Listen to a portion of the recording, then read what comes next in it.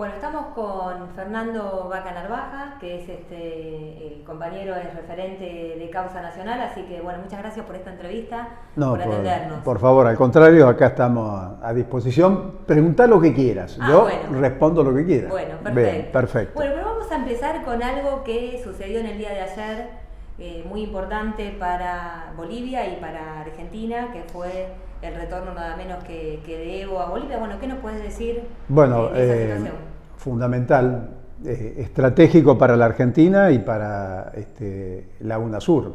Fíjate que el discurso del nuevo presidente Arce fue convocar nuevamente la UNASUR. Eso para América Latina y para la Argentina en particular no tiene precio. Acordémonos que Alberto Fernández asumió en un gobierno con un golpe militar en Bolivia, o sea, prácticamente el imperio trabajó en esta política de cercar las democracias nacionales y populares como la Argentina. Y Evo no pudo ser vicepresidente, como lo fue Cristina. Correa no puede ser vicepresidente, como lo fue Cristina en la Argentina. O sea, el imperio, de alguna manera, la OEA esta, que es el organismo del colonialaje, digamos, actuó rápidamente para impedir esos triunfos populares.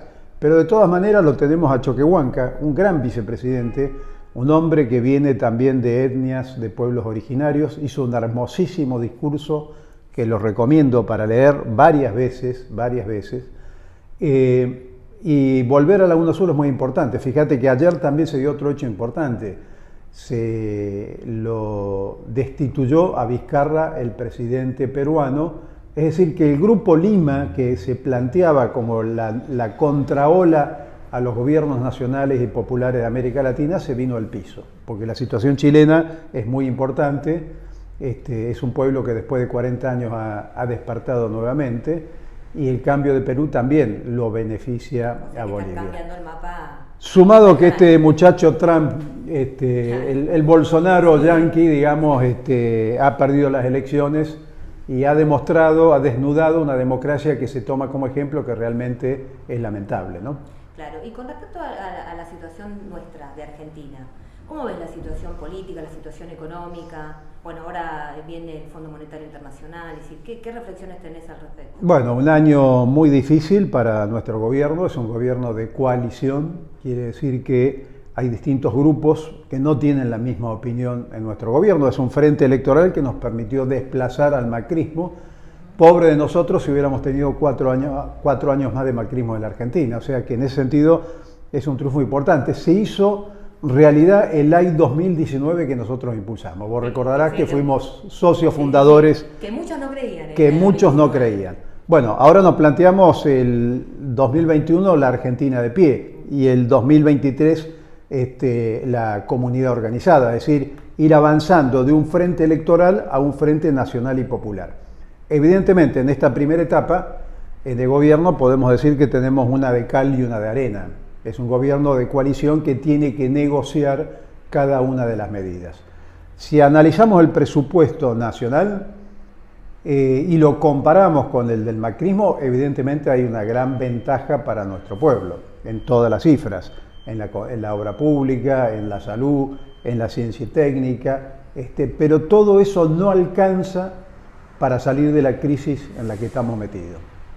Y si vemos que viene el Fondo Monetario y empieza un rum de pedir una nueva ayuda crediticia, léase endeudamiento con el Fondo Monetario, van a venir las condicionalidades y vienen los problemas que seguramente vamos a enfrentar el año 2021. ¿Cuáles son? Primero, principal, que el pueblo no pague el costo de la crisis. Por eso nosotros sostenemos que el tema salarial es estratégico. Debemos pelear por salarios dignos. Segundo, el costo de vida. Debemos pelear para que las tarifas no disminuyan el poder adquisitivo de nuestro pueblo, para que el derecho a la salud y a la educación siga vigente, para que el tema de los precios y el desabastecimiento, que viene esa pelea todo el 2021, no pague el pueblo ese costo. Entonces ahí hay un tema de acumulación de fuerza muy importante y el tema de la unidad es estratégico. ¿Y cómo ves entonces el pase, vos decís, de pasar de un frente electoral a la conformación de un frente nacional y popular? ¿Qué tan lejos lo ves? Bueno, ¿O qué acciones están tomando? Nosotros deberíamos trabajar Primero, ya tenemos más de 50 años de militancia política. O sea, si antes discutíamos cuán larga es esta etapa de construcción, pasaron 50 años. Acordate que el general Perón decía el año 2000 nos va a encontrar unidos o dominados. Estamos en el 2020. Es decir, los tiempos estratégicos en la lucha popular llevan muchos años. Nosotros tenemos conciencia histórica, tenemos una trayectoria, tenemos una convicción. Cuando hablo tenemos, lo hablo en términos de la militancia política. Fíjate qué importante esto del militante, ¿no? No es ni militanta ni militanto, es militante. O sea que ya en esa época teníamos claro el tema de un concepto de integralidad, de integración y de no de exclusión de ningún sector. Pero volviendo al tema, es muy importante el tema del armado político y el fortalecimiento del movimiento popular en esta etapa que viene. Y los tiempos estratégicos tenemos que trabajar con tiempos de este gobierno, que es 2023, y el próximo gobierno como mínimo tenemos que consolidar esta transición de estos 3 años que nos quedan. Nos tocó una pandemia que nos trajo muchos problemas, pero trajo un beneficio esta crisis, que es el rol del Estado que hoy nadie puede discutir y es una derrota para el neoliberalismo. Sin el Estado no hubiera respuesta a la situación de crisis internacional que vive hoy el mundo. No solo en la pandemia, sino económicamente. Entonces hay todo un debate y una discusión. Vuelvo al tema del presupuesto del 2020. Se está planteando como un eje central por las políticas de condicionalidad del Fondo Monetario el tema del déficit fiscal. Es un presupuesto que tiene un déficit fiscal del 4,9, 4,5, no recuerdo la cifra exacta, y el fondo está exigiendo que sea 3 y pico, 3,5. Cuando vos reducís el gasto, o sea, el déficit fiscal, reducís el gasto, y cuando reducís el gasto, le sacás a la gente los recursos necesarios. Después este presupuesto pone el eje mucho en la inversión. Bueno, la inversión la tiene que hacer el Estado. La inversión es el ahorro de los argentinos.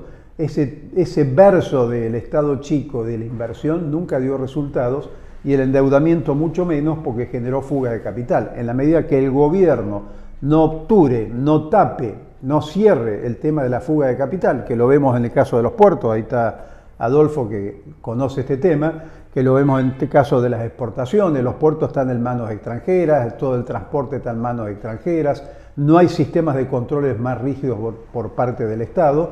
En la medida que no cerremos eso, por más que le pidamos más fondos al Fondo Monetario Internacional, es plata que se va. El mismo problema. Es el mismo problema. Claro, claro.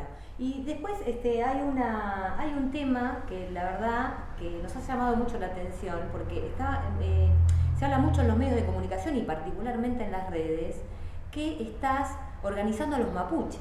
Sí. ¿Qué está pasando con eso? Bueno, ¿Qué nos puedes decir de esa situación? Porque estás acá, pero dicen que estás con los mapuches. Así es. Bueno, ¿Qué hay de cierto en esto? el triunfo de Bolivia les duele muchísimo, porque además son los pueblos originarios que vuelven. Es el Estado plurinacional. Los mapuches, como todos los pueblos originarios nuestros, son hermanos nuestros, son los propietarios originarios de este continente, que fueron desplazados por los colonialistas, por la colonia española, digamos, por los blancos que se apropiaron de la tierra. Todavía tenemos en Bariloche a Roca, ahí en el centro de la plaza, con la campaña del desierto, que no fue más que el exterminio y el robo de las tierras, el saqueo. Macri saqueó el país. Son herederos de ese mismo sector social. ¿Por qué me vinculan con los mapuches? Porque evidentemente la política del movimiento nacional y popular es de integración con esos pueblos originarios, no es de rechazo. Tienen derechos ancestrales de hace muchos años y además cuidan la naturaleza, no depredan como hace el capitalismo con la madre tierra. Entonces nos asocian como una forma de desprestigiarlo. Supongo que habrá un holograma mío allá en el lago Mascardi, por la cual yo estoy acá en Capital Federal y me vinculan con mis hermanos mapuches, con el pueblo de mapuche en Bariloche. ¿Y qué estás haciendo? Hemos visto horrorizados, pero claro que esa es su naturaleza, al Ku Klux Klan en Bariloche, en la plaza de Bariloche. Sí, no fueron denunciados, no fueron ni atacados por la prensa, ningún partido político se expidió contra ese disparate de racismo xenófobo que empieza a surgir en esta derecha que busca solamente la desestabilización y los golpes de Estado nuevamente en la Argentina. Son sectores minoritarios, violentos, que los tenemos hoy en día. El primer plano político, lo hemos visto en Córdoba, han decapitado imágenes y muñecos del presidente Alberto Fernández y de Cristina Fernández de Kirchner. De odio, ¿no? Es el partido del odio, es el partido del odio. Cuando éramos niños, en el 55, con el golpe de Estado, o antes, veíamos esos carteles rojos que decían "Viva el cáncer", y ¿quién lo firmaba? La Unión Cívica Radical. Los que hoy siguen fogoneando este partido del odio y siguen sosteniendo la estructura política de Cambiemos. Esa es la verdad. Claro, y por último, ¿qué se está preparando para el 17 de noviembre? Una fecha... 17 de noviembre viene el gran caravanazo, es un aniversario. Nuestra generación trajo a Perón después de 18 años, largos años de lucha y de mucho sacrificio. Corrió mucha sangre de nuestros hermanos, nuestros compañeros. Así que es un día que después el peronismo lo asumió como tal, lo asumió como el Día de la Militancia.